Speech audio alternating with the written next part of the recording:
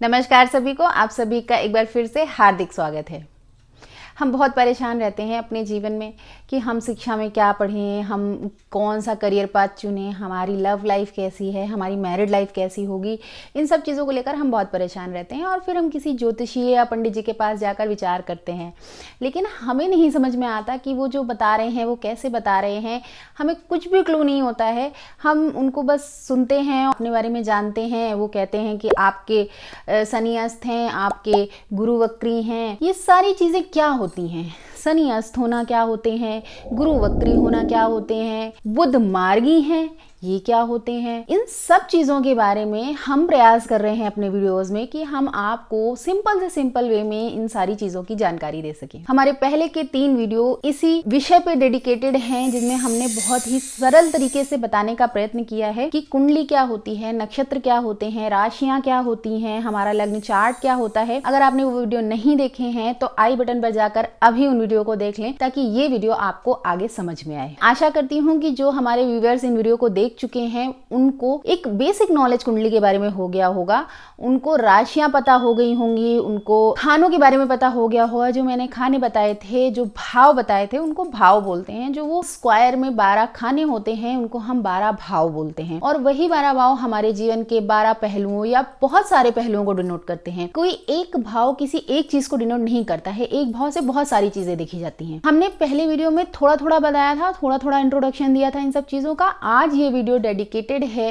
इन्हीं भावों की विस्तार में चर्चा से। हम आज के वीडियो में जानेंगे कि ये भाव जो हमारे 12 होते हैं, इनमें से हर एक भाव में से हम क्या क्या चीजें अपनी जिंदगी की देखते हैं, अपने जीवन की देखते हैं। हम भावों के पतियों के बारे में बात करेंगे, लग्नाधिपति की बात करेंगे, भावाधिपति की बात करेंगे, और इन सारे शब्दों को, इन वाक्यों को, ये जो टर्म्स मैं यूज कर रही हूँ, इनको बहुत सिंपल तरह से मैं आपको बताऊंगी कि ये क्या चीज होती है। तो इस वीडियो में हम आज यही बात करने वाले हैं कि जो हमारे 12 खाने हैं, जो हमारे 12 भाव हैं, उनके अधिपति क्या होते हैं, और उनको अधिपति जो होते हैं उनको हम कैसे ये पता करें कि इस भाव का कौन सा अधिपति है। क्योंकि हर इंसान की कुंडली अलग होती है। हर इंसान की कुंडली में फर्स्ट भाव का कोई और अधिपति होगा, वहीं दूसरे इंसान की कुंडली का कोई और अधिपति होगा। इसी तरह से पूरे 12 खानों में हर भाव के अधिपति हर कुंडली में अलग अलग हो सकते हैं। तो आइए आज हम अपना वीडियो स्टार्ट करते हैं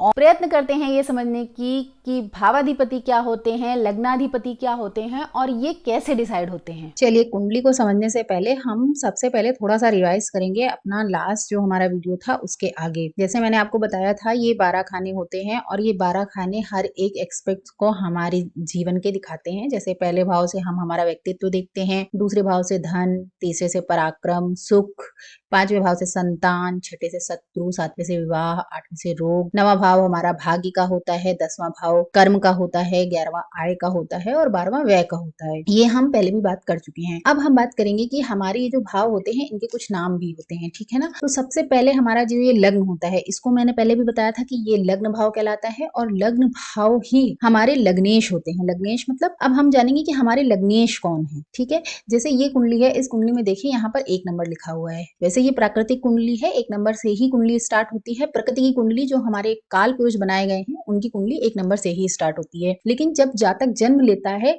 तब पूर्वी क्षितिज पे जो भी राशि उदय हो रही होती है उस हिसाब से उसकी लग्न डिसाइड हो जाती है। जैसे अगर इस कुंडली को हम कंसीडर करें तो जब ये बचा हुआ होगा तो इसकी पूर्वी क्षितिज पे मेष राशि उदय हुई होगी, तो मेष राशि इसकी लग्न हो गई। और मेष राशि के लग्न स्वामी कौन होते हैं, मेष राशि के स्वामी ग्रह कौन होते हैं, ये हमारे मंगल देवता होते हैं। तो इस कुंडली के लग्नेश कौन हो गए, इस कुंडली के लग्नेश हो गए मंगल देवता। मंगल देव इस कुंडली के लग्नेश हो गए। अब मंगल का प्रभाव इस कुंडली पर बहुत रहेगा, ठीक है। इसी प्रकार से हम बाकी घरों के भी अधिपति डिसाइड करते हैं। जैसे लग्नेश हमारे यहाँ मंगल हो गए, तो अब सेकंड हाउस पे कौन सी राशि आ रही है, सेकंड हाउस पर हमारी राशि आ रही है 2 नंबर की, मतलब वृष राशि आ रही है। तो इस कुंडली में सेकेंड हाउस के जो लॉर्ड हैं, जो भाव लॉर्ड हैं, वो कौन हो गए, वो हो गए शुक्रदेव, क्योंकि 2 नंबर की राशि वृष जो होती है वो शुक्र की राशि होती है। इसी तरह से तीसरे खाने के में 3 नंबर आ रहा है, मतलब मिथुन राशि आ रही है, और मिथुन राशि के देवता होते हैं बुधदेव। उसी प्रकार से चौथे के हमारे चंद्रदेव हो जाएंगे, क्योंकि चंद्रदेव होते हैं कर्क राशि के स्वामी ग्रह। 5वें के हमारे सूर्यदेव हो जाएंगे, क्योंकि सूर्यदेव सिंह राशि के स्वामी ग्रह होते हैं। इसी प्रकार से हमारे बाकी राशियां भी यहाँ पर आ जाएंगी। जैसे कि यहाँ पर हमारी बुधदेव आ जाएंगे, शुक्र आ जाएंगे, क्योंकि तुला होती है 7th नंबर की राशि जिसके स्वामी ग्रह होते हैं शुक्रदेव। 8वें पर वृश्चिक यानी कि मंगलदेव दोबारा से आ जाएंगे। यहाँ पर 9वें नंबर की राशि हमारी धनु होती है तो यहाँ पर बृहस्पतिदेव हो जाएंगे।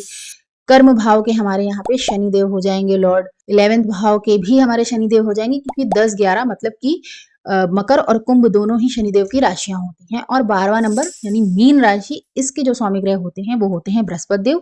तो हमारे 12वें हाउस के इस कुंडली में जो है, जो स्वामी ग्रह हो गए 12वें हाउस के, वो हो गए बृहस्पति देव। ठीक है।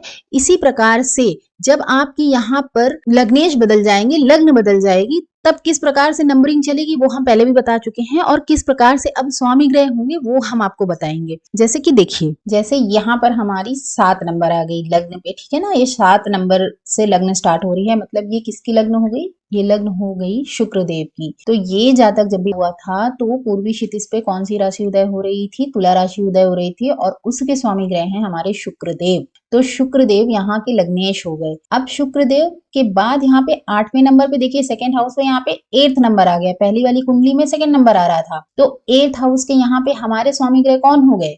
यानी इनके धन भाव के स्वामी ग्रह हो गए मंगल देव। उसी प्रकार से 9th भाव के हमारे हो गए बृहस्पति देव, क्योंकि 9 नंबर की राशि होती है धनु, और धनु के स्वामी ग्रह होते हैं बृहस्पति देव।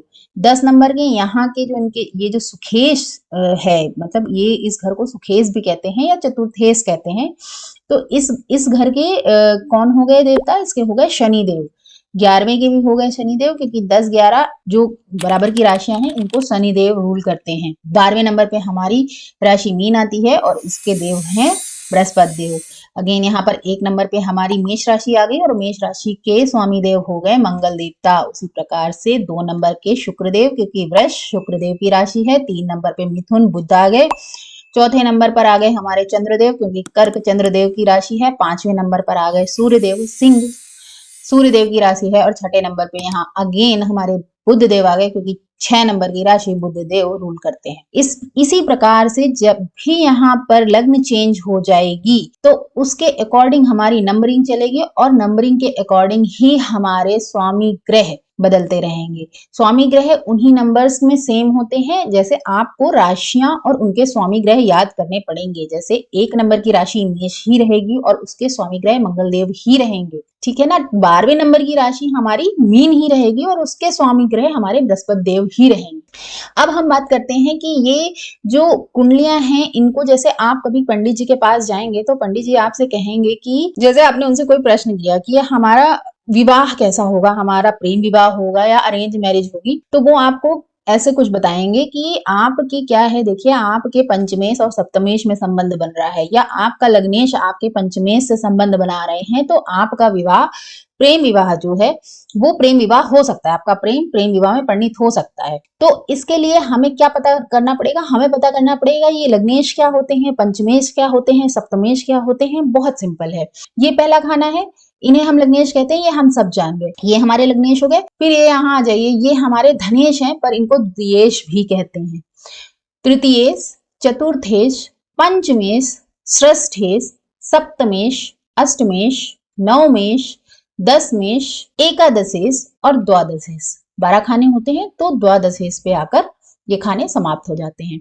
अब इनके नाम भी हैं, जैसे कि लग्नेश हो गए, सुखेश हो गए, पराक्रमेश हो गए, सॉरी ये धनेश हैं, ये पराक्रमेश हैं, ये सुखेश हैं, ठीक है ना। इसी तरह से इन सब खानों के नाम होते हैं, पर आपको जनरली जो नाम याद करने हैं वो यही याद करने हैं कि लग्नेश, द्वितीयेश, चतुर्थेश, पंचमेश। इस तरह से आप याद करेंगे तो आपके लिए आसानी रहेगी। और आप जब मैं आगे आपको बताऊंगी ना कि ये यहाँ बैठ रहे हैं, ये यहाँ बैठ रहे हैं, तो संबंध बन रहे हैं, तो आपको बैठने मतलब आपको समझने में आसानी होगी। पर उसके लिए आपको ये वीडियो बहुत बहुत ध्यान से देखना पड़ेगा और समझना पड़ेगा कि ये क्या हो रहा है यहाँ पर, क्योंकि नंबरिंग चल रही है, ग्रहों का बैठना चल रहा है, और आपको ये बहुत कंफ्यूजिंग लग सकता है। तो आप इसे बहुत ध्यान से देखिए, ये समझ में आ जाएगा। आप 2-3 बार देखेंगे तो आराम से समझ में आएगा। बहुत जटिल नहीं है, बहुत सरल है। शुरुआत में जब चीजें शुरू होती है ना तो लगता है कि बहुत जटिल है, अरे ये तो बाउंस हो रहा है, पर ऐसा नहीं है। ये बहुत ही इंटरेस्टिंग है और बहुत ही सरल है। आप इस वीडियो को 1-2 बार और देखिएगा, आपको जरूर समझ में आएगा। तो मैं आशा करती हूँ कि आप सभी को ये वीडियो बहुत अच्छे से समझ में आया होगा। हम फिर से मिलेंगे इस वीडियो का अगला पार्ट लेकर, और मैं आशा करती हूँ कि आप सभी को ये चीज़ें समझ में आ रही होंगी। अगर आपको कुछ भी प्रश्न हो, कोई भी क्वेश्चन हो आपके, तो हमें कमेंट्स बॉक्स पर अवश्य बताएं। हम प्रयत्न करेंगे कि उन सभी का आंसर दे सकें। मिलते हैं फिर अगले वीडियो में, तब तक के लिए नमस्कार।